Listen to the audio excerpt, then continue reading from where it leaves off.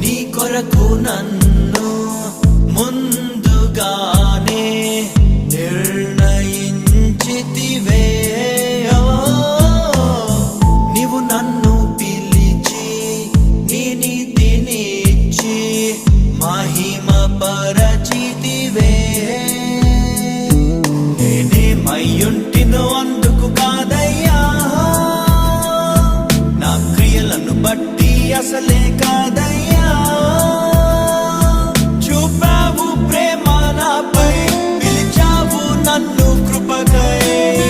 జనములకు ప్రవక్తగా నన్ను